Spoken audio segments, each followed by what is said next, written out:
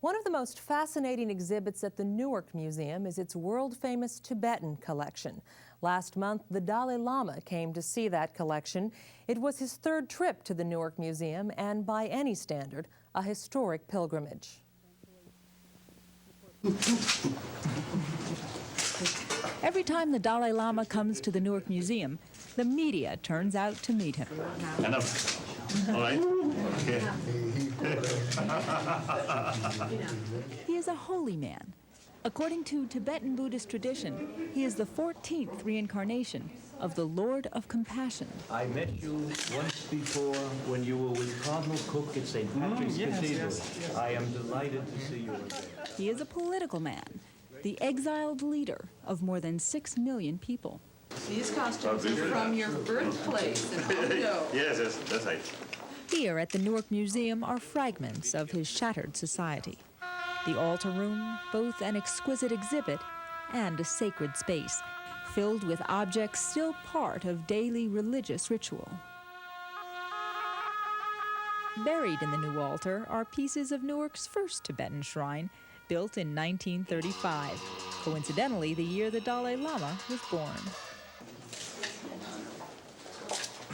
This concentration of culture brought two wise men together. Archbishop Desmond Tutu of South Africa came to Newark to meet the Dalai Lama. An historic meeting of men whose lifelong quests for justice and self-determination for their people garnered each the Nobel Prize for Peace. It's a very great honor to meet His Holiness and to know that one is in the presence of a very great spiritual leader. I admire, you see, his work all those many years. First of all, you see, we both, you see, believe there's a certain sort of, I think, higher or deeper level of value of human being, isn't it? Spiritual experience. Then secondly, you see, we are very much, you see, dedicated for welfare of community, especially, you see, less privileged people or people who suffer. And being in his presence means that our own particular situation of suffering and injustice in South Africa is highlighted as much as that of his own people of Tibet. Okay, thank you very much. Since he was 4 years old, the Dalai Lama was trained to lead his people. When he was just a teenager, he actually took the reins of power, but lost control of his country to the Chinese government. He fled and has led his people from exile for 3 decades. So you can imagine the emotional significance of Newark's collection to His Holiness and to the people of Tibet. Very helpful, because through these articles, you know something about the Tibetan culture. So I think very useful. All the more useful when you know how the altar room was created. Painstakingly painted, freehand, by Punjak Dorje, a Tibetan artist in residence at the Newark Museum.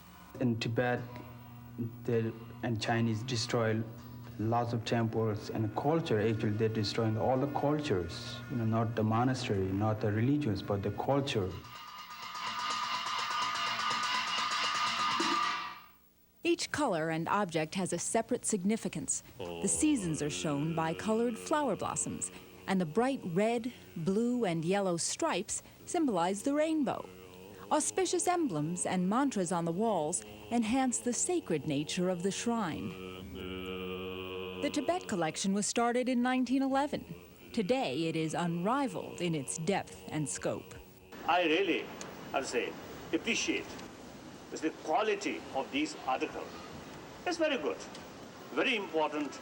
I think especially, you see, at a time when we are crying the danger of elimination about Tibetan culture, a unique ancient culture.